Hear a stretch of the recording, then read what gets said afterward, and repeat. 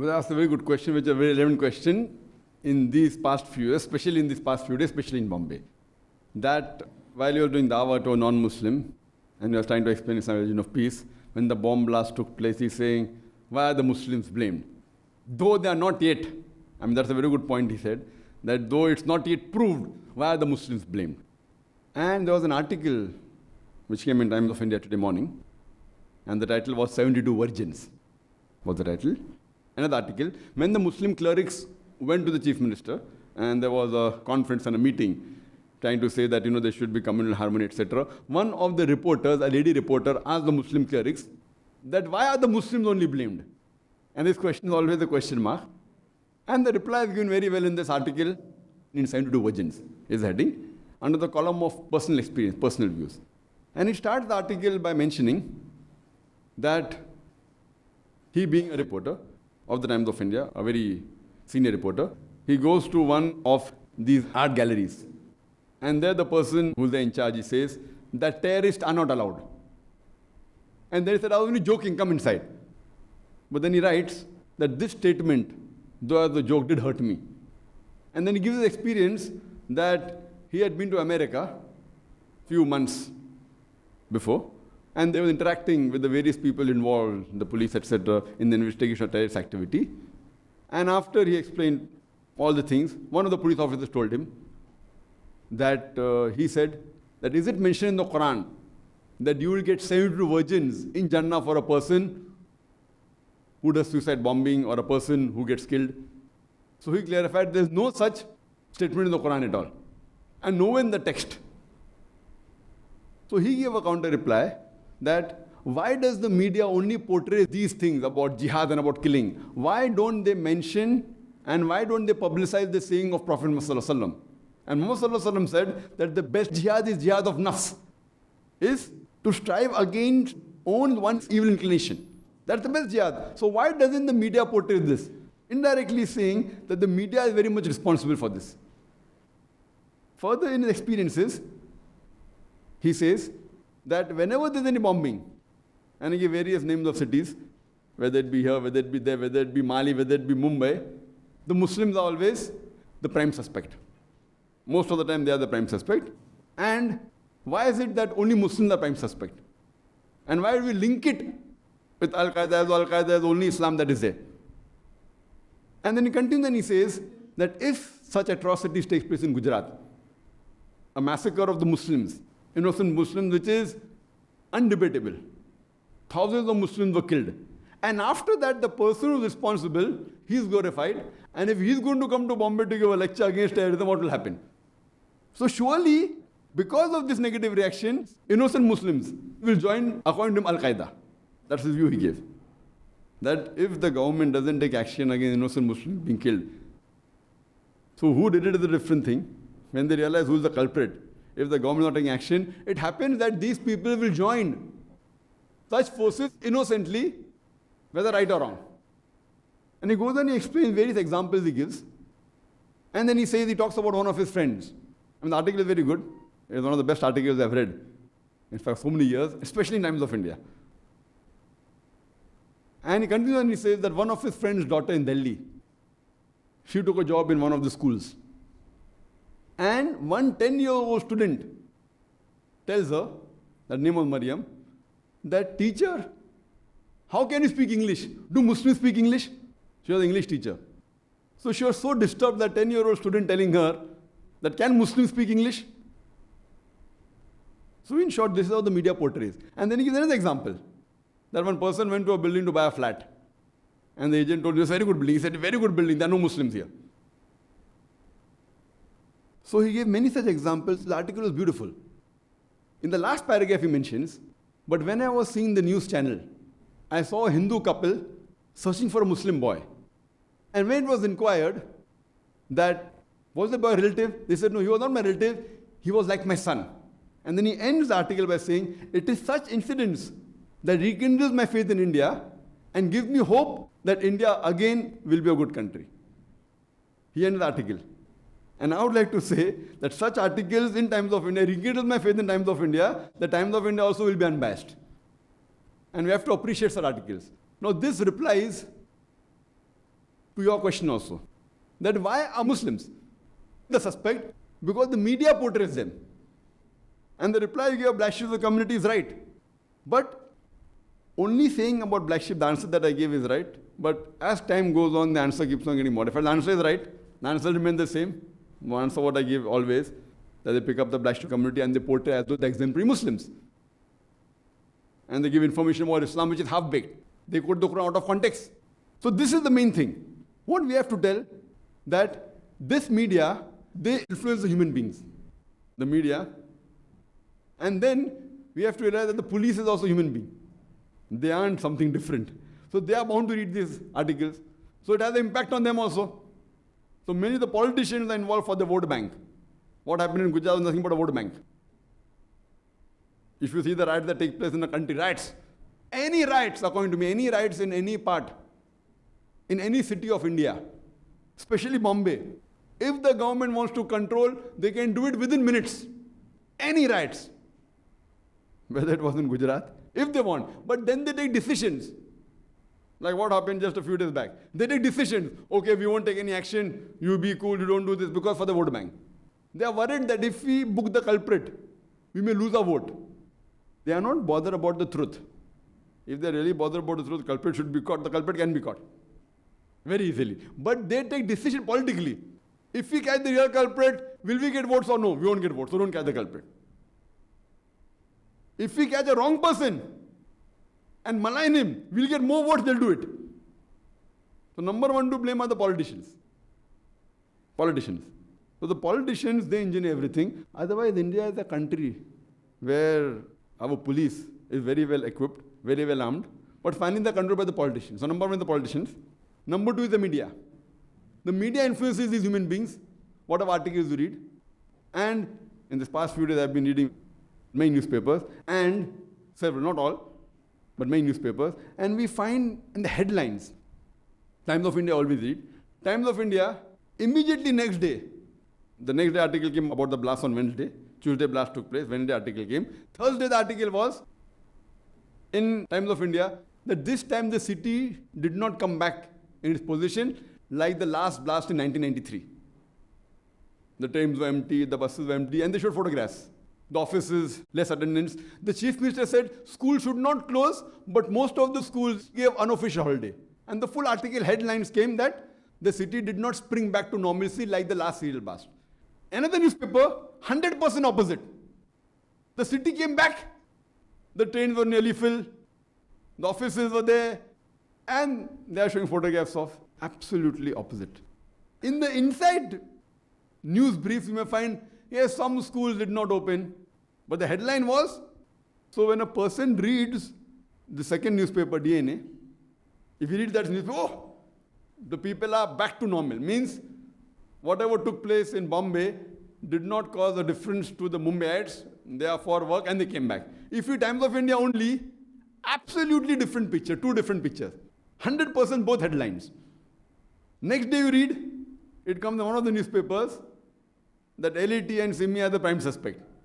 The other newspapers are mentioned only of LET, Simi, nowhere in the newspaper. Here they blame one person. So when we analyze different newspapers, and everyone doesn't read 5-6 newspapers. Normal majority reads only one newspaper. So I say it is the role of the media not to cause any rumor. And I'm told by people, news channels, you find that many things, when they get a news, without analyzing right or wrong, they blow it out of proportion. As though he's the male culprit. They catch a person in a burqa, a man in burqa, knowing very well he's not responsible, but yet they link it because they want yellow journalism. They want some news. So they link it that as though he was one of the prime suspects. Fine, he was doing something else. For his personal reason, if he had gone to meet his girlfriend, and he wore the burqa. But initially the news is as though they've caught the real culprit, without analyzing. So by the time the clarification comes, the news comes in headlines, clarification comes in news brief. So normal people, when they read, has to be this person in burqa is doing that. There are non-Muslims wearing burqa, that they don't tell. Non-Muslim actresses, they wear burqa, for their own reason not to be identified. That doesn't come. So what we have to realize, it is the media which creates an awareness.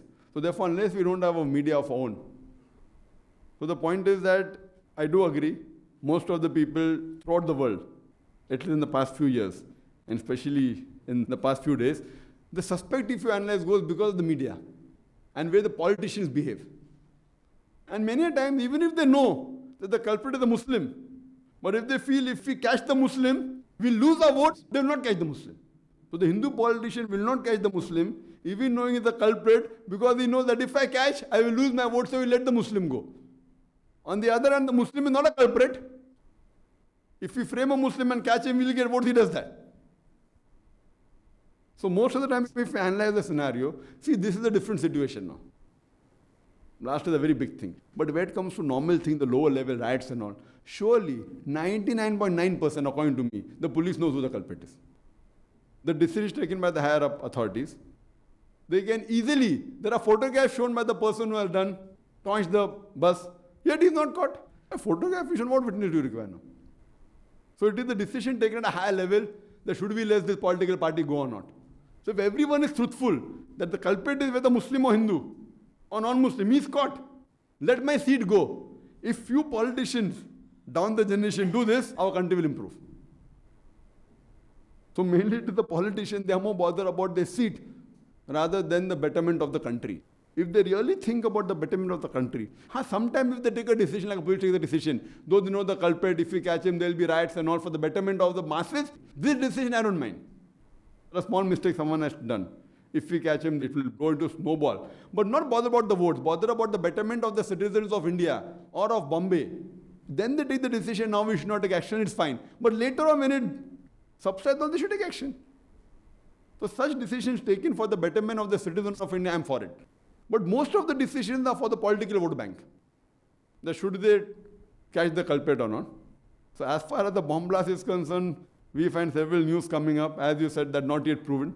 What happened, 93 blast, yet the judge hasn't given his verdict. Many people are yet in jail. So imagine a person is more than 10 years in jail, not yet proved. Imagine if a person is proved that is involved in a certain case, how much punishment he gets? 5 years, 10 years, 15 years. Now already, more than 10 years has passed. So what we have to realize that I feel most of these things are politically motivated. According to me, that's my opinion. And the media. The media to let their paper be number one newspapers. Some media are biased that we are for this political party, so they support that. Some media, they are more interested that they want something sensational. So here I would say that, if you analyze, that's why I'm a pre-Times of India. The Times of India didn't give. I'm not the very Times of India. Fine, afterwards then they may give that, okay, the prime suspects may be, but not as headline like the other newspapers. But they clarify that, and here, as though it is in some papers, mastermind name so and so person, XYZ. So what we have to realize that we should tell the media to have restraint. So what happened? A layman, when he reads these newspapers, he starts making up an image. And imagine, same thing in America. Oklahoma bombing, what happened? Middle East conspiracy. The person was caught. He was a soldier in the American army. That comes just one day finish. So weeks it's coming, Middle East conspiracy. When they catch the real culprit, 1 or 2 days, they're out of the news. If you haven't read that day, you will think yet the Middle East conspiracy is there. So what happened? The mind is built up. So they cause the damage of 100 points to Islam. The news comes, they are not responsible, negative 10 points. 10 points gets condoned, 90% yet. So what happened? Even 11th September today, there's no proof. Prime suspect, Osama bin Laden, Al-Qaeda. I'm not in favor of Osama bin Laden. I don't know him also. I don't know if this is good or bad. But the thing is that when Yuan Redley, when she went to Afghanistan, she was asked this question. She's a British reporter. What are you with Al-Qaeda? She said, I doubt whether Al-Qaeda exists. That's her view. I'm not saying whether it's there or not. She said, I doubt whether Al-Qaeda exists. So what we realize that prime suspect. But 90%, more than 90% of the human beings, including many Muslims, yet think Muslims have done it. There's no proof. So what we realize that it is the media to be blamed, unless we have our own media, and we have to clarify. But one thing is to be noted, that killing innocent people is haram. In all the religions, including Islam. Islam goes a step further. Islam says in Surah Ma'idah, chapter number 5, verse number 32, if anyone kills any other human being, whether Muslim or non-Muslim, unless it be for murder or for creating corruption in the land, it is as though he has killed the whole of humanity. And if anyone saves a human being, it is as though he has saved the whole of humanity. the whole nation. And now when we see that where the CL blast took place in Bombay, fortunately, unfortunately, I don't know, most of the places are close to Muslim areas. And many of the Muslims help the non-Muslims. So you may find some reports, but not a lot of reports. But if we see that majority of the Muslims, they didn't think whether the people who were victims were Muslim or non-Muslim. They helped them. So hardly they showed such things. They hardly showed this. One or twice they showed. And in the people that died, on the news channel, people tell me they didn't see a single Muslim name. I don't know. I saw in Times of India, I don't know the number of names they gave, about 60, 70, 80 names were given, out of which 6 were Muslims. So Times of India released one list which I read. In KM hospital, 3 Muslims died. In other hospital, 1. In one hospital, 2. 2 were doubtful, half Muslim, half Hindu names. I give them half-half. So it's either 5, 6 or 7. I give 6 on average. So what we realize that here, fine, again. So now if you see the percentage of Muslims in Bombay, whatever it is, suppose 10% names are given or maybe 8% names are given, and Muslim travel less in first class, so it was normal. So what we have to realize that how do they portray is very important. We see in the newspaper that a Muslim family came to see one of the persons who was killed in the bomb blast. The moment he landed on the airport, he was caught and arrested. He was taken 15 hours in the jail, not given water. He came for the funeral of his brother, who was killed in the bomb blast. He is caught as a suspect of bomb blast. They ask him, why do you keep a beard? What are your hobbies? 15 hours they grilled him. And his family was outside on the airport, no water. So all these things aren't highlighted. It may come in news brief somewhere. So imagine a person who died in the bomb blast, and then he proved his origin. He asked the foreign company to send fax. Even after they received that he's working there, yet they didn't release him. Only after 15 hours they released him. So what we have to realize that even the people in authority, they are to blame. I know their intention, they're also working hard to find who the real culprit is. But even they get, finally, by seeing the media, even they become biased. So it's our role, we as Muslims, that we should have our own media and clarify. I don't know of any Muslim media in India which is really clarifying these issues on a very intellectual level. We should have our own Muslim newspaper like Times of India, like Good Newspaper, like Time Magazine, like Newsweek, and giving an unbiased view.